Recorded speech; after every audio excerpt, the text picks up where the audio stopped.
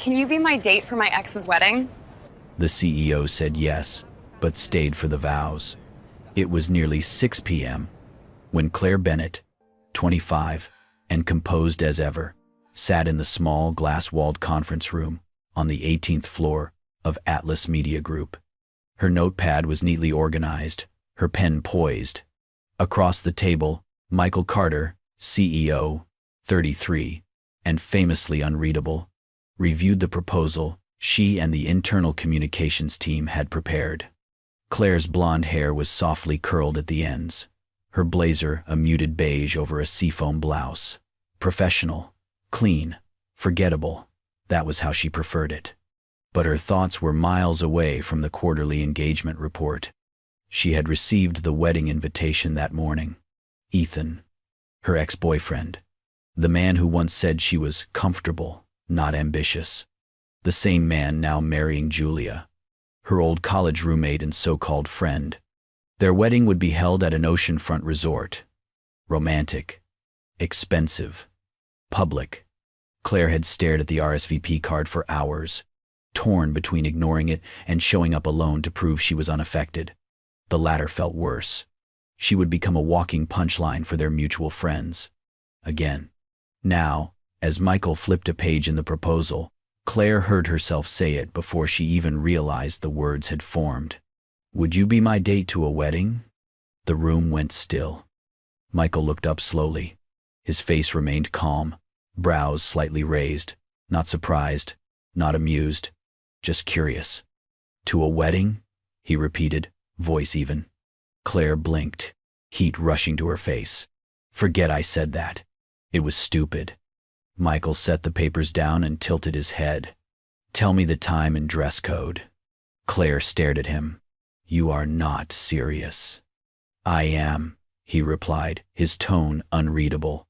"Unless you are not." She swallowed. "It is at the end of next week. Evening event." "Formal." Michael nodded once. "Done."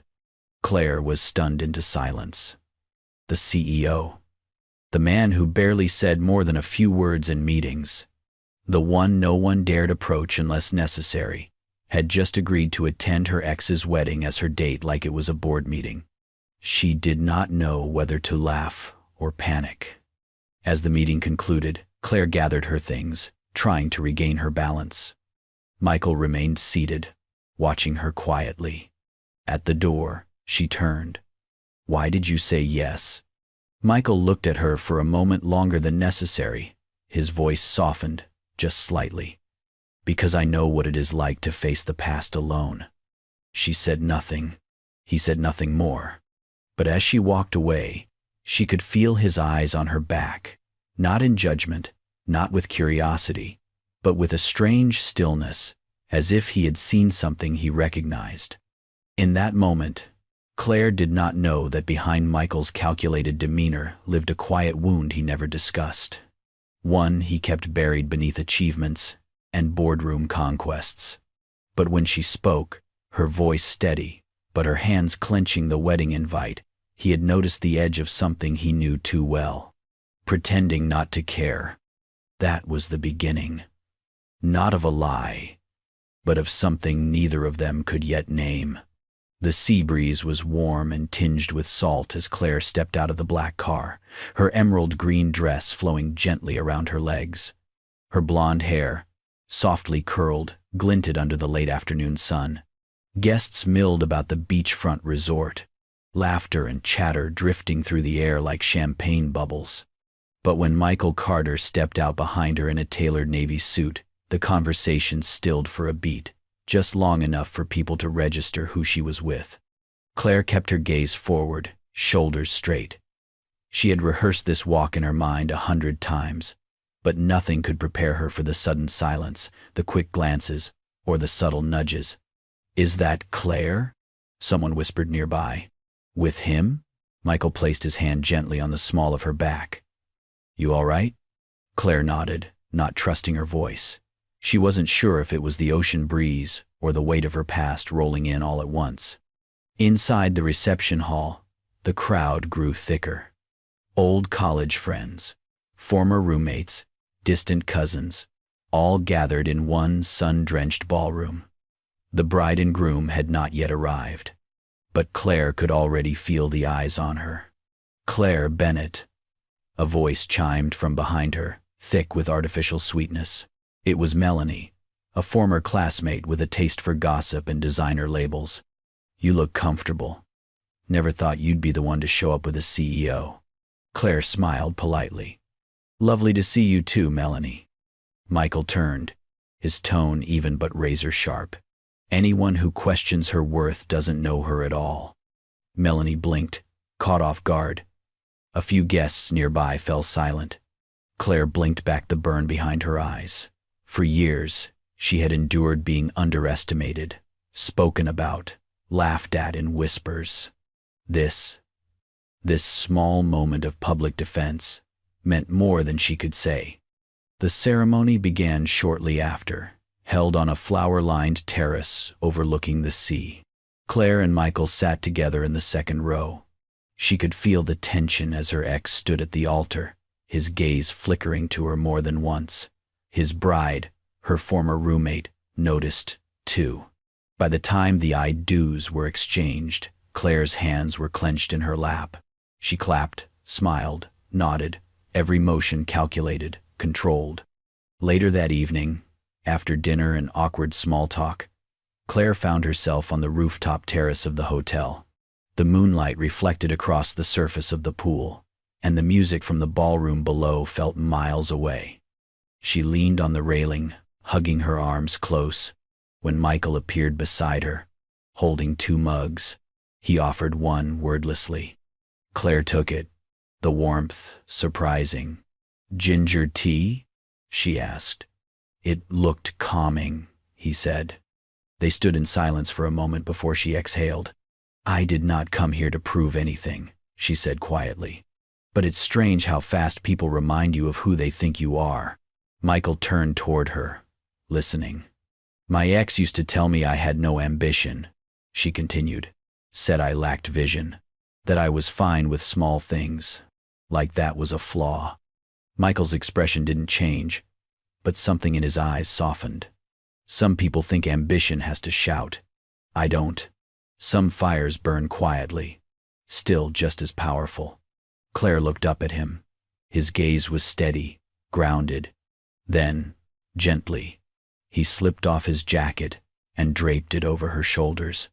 The weight of it was unexpected, warm, protective. "Thank you," she said, voice low. "For what?" he asked. "For not making this feel like a performance." Michael smiled faintly. "I did not agree to this because I wanted to help you impress anyone. I said yes because I saw something in your eyes that looked familiar." Claire blinked. "What do you mean?" "I think we both know what it is like," he said, turning back toward the ocean, "to pretend we are fine long enough that we almost believe it." Claire looked at him for a long moment, then nodded slowly. The waves below crashed gently against the rocks, but up here, wrapped in borrowed warmth and unexpected understanding, the night was finally still. The sun hung low in the sky as golden light spilled across the white chairs arranged in neat rows on the lawn. The ocean glittered behind the flower-covered arch where the couple stood, framed by waves and vows waiting to be spoken. Guests settled in with champagne flutes in hand, laughter softening to murmurs as the ceremony began. Claire sat beside Michael in the front section, her fingers laced tightly in her lap. Her green dress fluttered with the sea breeze, but it was not the wind that made her breath catch. It was the way the groom kept looking at her, and the way the bride, radiant in white lace, kept darting glances toward Michael. She could feel it. The curiosity, the quiet judgment, settling over the crowd like a second veil. Claire leaned slightly toward Michael. This was probably a bad idea. He barely moved, but his voice was calm, grounding. "You are not the one who should be nervous." The vows passed in a blur. Sweet words. Staged emotion. And then the ceremony moved to the part where guests were invited to offer blessings to the newlyweds. The MC, a giddy bridesmaid with a little too much energy, took the mic and beamed. "Let's make it fun. Who wants to come up and say a few words to the happy couple? She chirped. Claire, you were college roommates with the bride, right? Come on.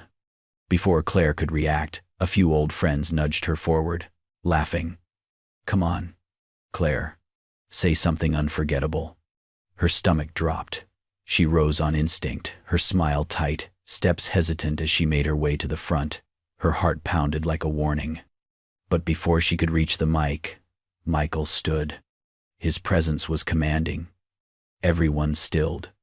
He walked to the front without invitation. His steps measured, his gaze only on Claire. If I were to make a vow today, he said, voice clear and resonant, it would be this: never walk past someone like Claire, and never let her walk away again. There was a pause, long and full. Claire's breath caught. She stared at him, stunned. Michael nodded once, respectfully, and turned back toward the crowd. To the bride and groom, I hope your love always brings you home to yourselves. But for me, today, I was reminded that some people enter your life, not to stay in the background, but to remind you what real looks like. Then, just as gracefully as he had approached, he returned to Claire and offered his hand. She took it, and the crowd, silent, moved. Not a single mocking whisper followed them back to their seats. The ceremony ended shortly after, applause hesitant at first, then rising. But for Claire, the rest passed in a blur. She walked through the petals, posed for a few photos, smiled when expected, but her thoughts stayed anchored to one voice, one vow. Later, as the sun dipped lower, she stood near the edge of the terrace, watching the waves pull shadows from the sand. Michael approached from behind, silent, steady. You never had to do that, she said softly. I know, he replied. That's why I did. He crouched slightly, reaching for the hem of her dress. Claire looked down, startled. What are you? The stitch on your hem came loose, he said. His fingers moved with care, adjusting the fabric so it fell properly. There, you should not have to carry the weight of everyone's gaze with your dress falling apart. She stared at him, and in that moment, something shifted, not just in her, but in the space between them. I see you, he murmured, straightening up. Not just today. Her throat tightened. You make it very hard to keep pretending. Then maybe, he said, eyes meeting hers. It is time we stop pretending. The reception had mellowed into slow music and soft lights by the time Claire slipped away from the crowd. The air was cooler now, the breeze brushing strands of hair across her cheek as she stepped onto the beach. She kicked off her heels, feeling the familiar, grounding sensation of cool sand beneath her feet. The moon hung low and full, casting a silver path across the gentle waves. Behind her, the sounds of laughter and clinking glasses faded into the background. A few steps behind, Michael followed.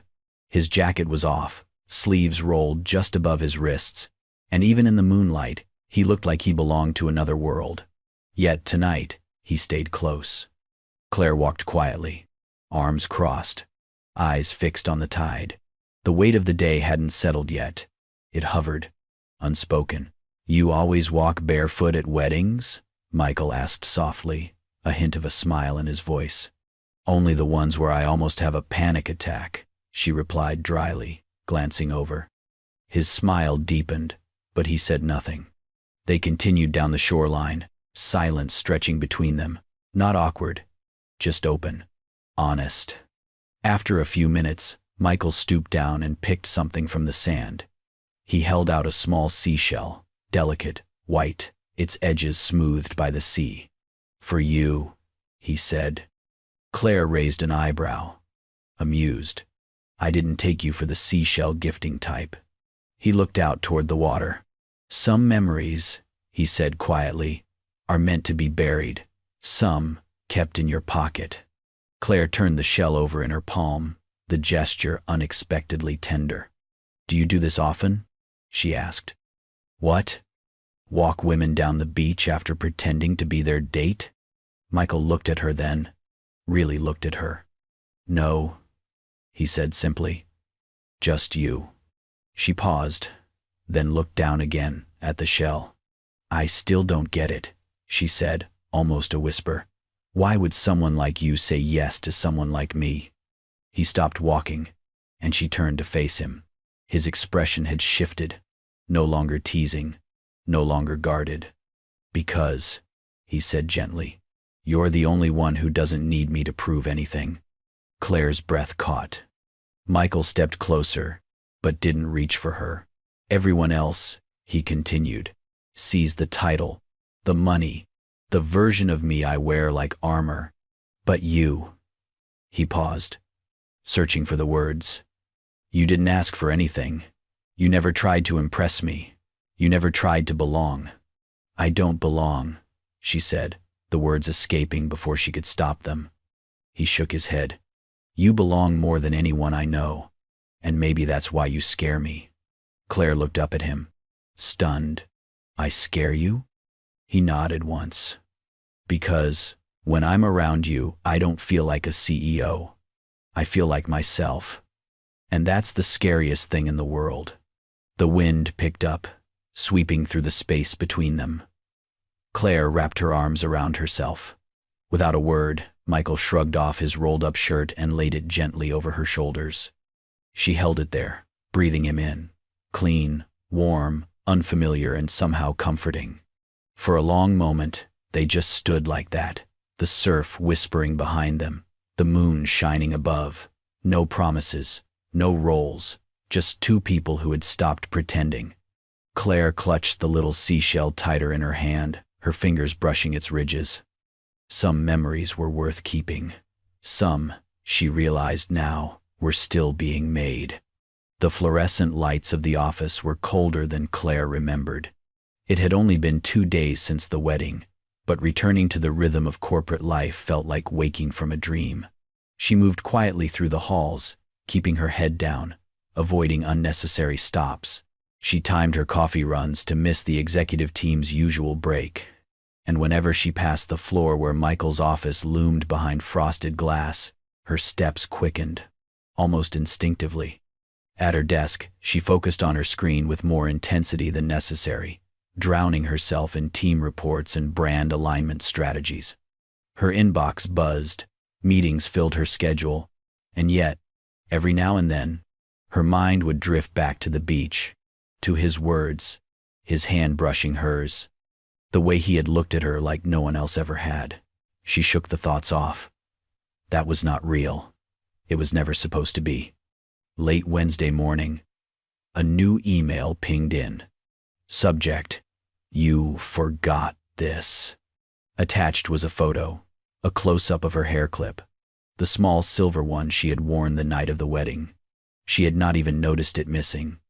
No message, no emojis, just the photo. Her stomach turned. She stared at the screen, trying to read between the lines. Had he kept it, found it, and held onto it? Why now? She typed a reply, then deleted it, then typed again, and once more, hit backspace until nothing remained. The next day, she arrived to find her schedule had shifted. Her team meeting was moved to the afternoon. The departmental presentation she had been dreading had been reassigned. For a moment, she thought it was a coincidence, until she overheard her colleague from HR whispering to another assistant near the coffee machine. Yeah, Mr. Carter asked me to quietly reshuffle Claire's schedule. Said she looked overworked. Claire stopped mid-step. He had done this. For her. No announcement. No confrontation.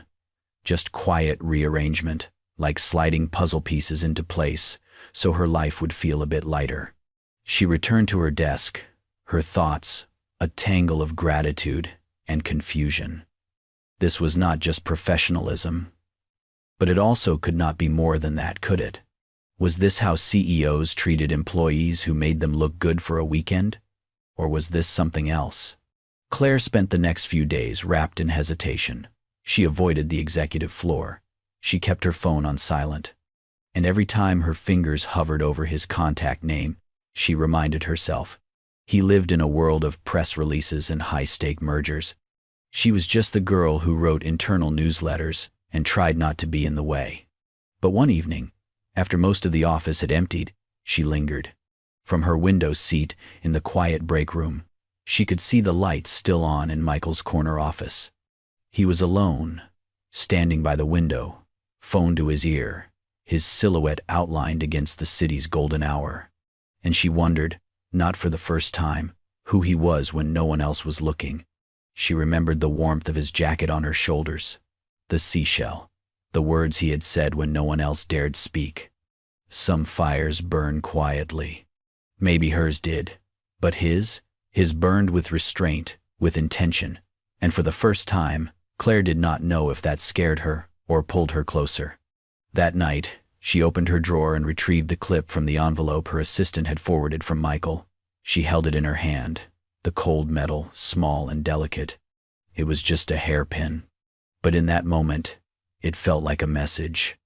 And still, the question lingered in her mind, quiet but relentless. Was any of it real? Or just the kindness of a man who had never been told no? She did not have the answer yet, but something inside her, a small, stubborn spark, hoped he would give her one. The invitation came as casually as everything else Michael did with intention. "Dinner at my place," he had said after a late afternoon meeting, his voice steady. "I cook." Claire had blinked, unsure if she had misheard. "You cook?" He had only offered a half smile. "Occasionally. When I want the food to taste like something other than perfection." That Friday evening, Claire stood in front of his apartment door, with a potted cactus cradled in her arms. It was small, a ceramic pot painted with faint blue waves, and the cactus itself had a single blooming yellow flower. When he opened the door, his crisp white shirt sleeves were rolled up. The smell of garlic and rosemary drifted through the minimal, elegant space behind him. "You brought a plant," he said. She held it out. "You said, once you can't keep anything alive. Thought we'd start with something low maintenance." He stared at it for a beat too long, then took it gently, like it meant more than she realized. His apartment was everything she had imagined, modern, pristine, all clean lines and neutral tones. But there were no photos, no family frames, no signs of a life shared. Just one man, living alone with his silence. Dinner was pasta.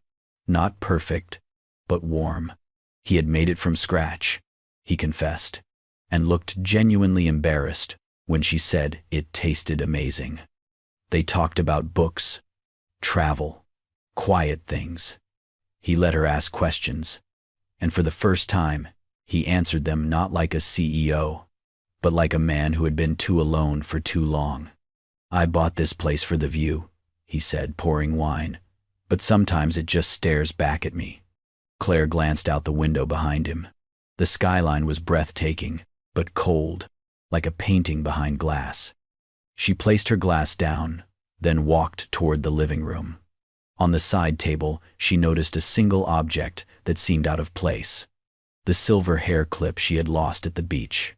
Cleaned, polished, resting carefully atop a hardcover notebook. "You kept it," she said softly. Michael didn't reply immediately. Some things deserve not to be forgotten. After dinner, she offered to help with dishes. He insisted she sit. She ignored him, rolling up her sleeves and standing beside him at the sink. He washed. She dried. And for a moment, the world shrank down to the clink of ceramic and the hum of warm water. She glanced sideways. His posture, so tall and proud during the day, now slightly bent, relaxed. His expression softer. It struck her suddenly. He is just a man. Not a symbol. Not a myth. Not the headlines. Just a man. Tired, guarded, and maybe healing. Without thinking, she reached for a plate he had rinsed but paused, her eyes on him, lingering. He turned toward her, sensing the stillness. His hands stopped moving, but he did not pull away. In that small kitchen, under quiet lighting, Claire did not see a CEO. She saw a man who had carried too much for too long. A man who made space at his table, but never let anyone pass the threshold of his heart. She dried the plate in her hands. "I never thought I'd feel comfortable in a place like this," she admitted. Michael looked at her. "Neither did I." A silence hung, full of things unsaid. Then he reached for the cactus on the counter, turning it gently toward the light. "I'll try not to kill this," he said, almost to himself. Claire smiled, not because it was funny, but because it was honest. And in the quiet, she realized something had shifted. This was no longer a performance, not a role to play. It was the beginning of something unspoken, delicate, something that needed no title, no script, just a shared kitchen, warm hands, and the slow trust of two people finding their way home. The ballroom lights shimmered against the sea of black suits and glittering gowns.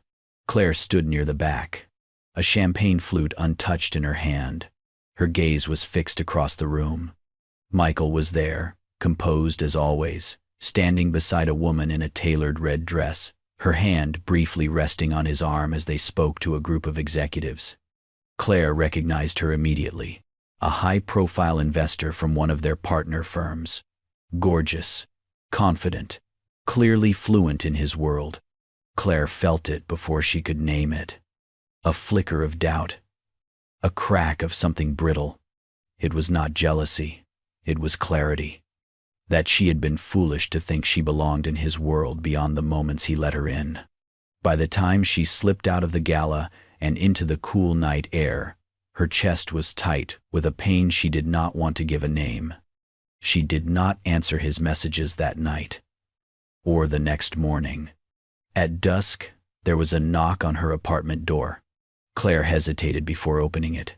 Michael stood there, no coat, no driver waiting behind him, just him, holding a slim leather notebook in one hand. "You left the event early," he said quietly. Claire crossed her arms. "You looked busy." Michael studied her face. "You saw me with Camille." She raised a brow but said nothing. "She is helping fund a nonprofit I'm launching." "That is all," he said. "But that's not why I'm here." He held out the notebook. She took it, opening to the first page. It was dated months ago. Lines of clean, methodical writing filled each page. Her name appeared often, always in quiet observations. "She likes jasmine tea. Smiles at the cleaning staff more than her coworkers. Does not flinch when silence stretches." Each note was simple, but together they painted something deeper. A man trying to understand someone without disrupting her strength. Michael exhaled. "I started writing about you to remember who I am when I'm not being watched." Claire looked up, eyes uncertain. "I've been pretending for years, Claire.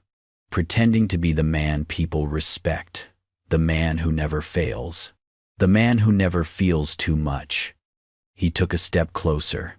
"You are the first person I wanted to be honest with." The notebook trembled slightly in her hands. She could feel her defenses curling inward, ready to rebuild. But she did not speak. Neither did he. Silence fell. Not awkward, but vulnerable.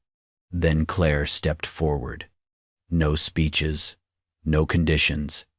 Just one step, and then another, until she was close enough to rest her head gently against his chest, arms slowly rising to wrap around him. He let the breath he had been holding go and returned the embrace. One hand rested on her back, the other at the nape of her neck, grounding them both. Outside, the city moved on, unaware. But for Claire and Michael, time bent, slowed. They stood in the hallway, still in their clothes from different worlds, breathing the same air, held together by something neither could have planned. There were no declarations, only this truth. Theirs was not a love that came with sparks and spectacle. It came like warmth in winter, quiet, needed, and, finally, real. 1 year later, the sun filtered gently through the tall windows of a renovated brick loft. now the creative hub of a startup incubator run by Claire and Michael. The space buzzed with quiet energy. Young designers scribbled on whiteboards, marketing teams held brainstorms on beanbags, and somewhere, coffee was always brewing. Claire walked through the open room with a clipboard in hand, her golden hair tied back loosely, a quiet confidence in her step. Her style remained elegant and simple, but there was a new lightness in her smile, something rooted and steady. Michael stood near the window, listening to a pitch from two entrepreneurs, but his eyes drifted momentarily when a small voice echoed from the entrance. "Uncle Michael!" Anna, Claire's 6-year-old niece, bounded through the door in a swirl of pink ruffles. She wore her favorite dress, soft cotton, little white bows on the sleeves, and shoes half untied from her excited sprint. Claire laughed from across the room. "Anna, what happened to your shoes again?" Before she could step forward, Michael was already kneeling. Without a word, he took Anna's tiny foot in hand and carefully retied her laces. She giggled and leaned closer, whispering something in his ear that made him smile, genuinely. He looked up, met Claire's eyes from across the room. Everything in that moment was silent, but full. Later that afternoon, the workshop area was packed. Young creators sat cross-legged on the wooden floor while Michael stood at the front, ready to close the day with a short reflection. Claire joined him, standing to the side, arms loosely crossed as she listened. Then, instead of reaching for the microphone, Michael turned to her. "I was going to save this for later," he said, voice quiet but steady, "but I think this is exactly the place for it." Claire blinked, confused. Michael reached into his pocket and pulled out something small, delicate, glinting. A gold origami crane. He stepped closer, holding it out to her with both hands. The room fell into hushed anticipation. "This," he said, "was folded from the resignation letter I never sent." Claire's breath caught. "I stepped down from the CEO position," he continued, "not because I was tired of power or the weight of a title, but because I wanted to build something else, with you." He smiled, eyes softer than she had ever seen them. "Something real, something that feels like home." He held the crane up, now attached to a fine gold chain. "I never wanted to prove myself to the world again, just to you. Will you marry me, Claire?" Her eyes welled. The room was so quiet you could hear her breath catch. She nodded. No dramatic speeches, no rehearsed lines. Just a woman saying yes, not to the performance of love, but the truth of it. Applause broke out around them, soft at first, then swelling with warmth. Anna clapped the loudest. And in that space, a place built from dreams, second chances, and silent promises, Claire and Michael stood side by side. Not pretending, not performing, just finally home. Thank you for joining us on this heartfelt journey of Claire and Michael, a story that began with a simple question and blossomed into something truly real. If this tale touched you, reminded you that love can start in the most unexpected places, and that healing often comes through kindness, then don't forget to like, share, and subscribe to Kindness and Love Tales. We bring you stories that warm your heart and restore your faith in love, one beautiful moment at a time. Hit the bell icon so you never miss a tale that might just change your day or your life.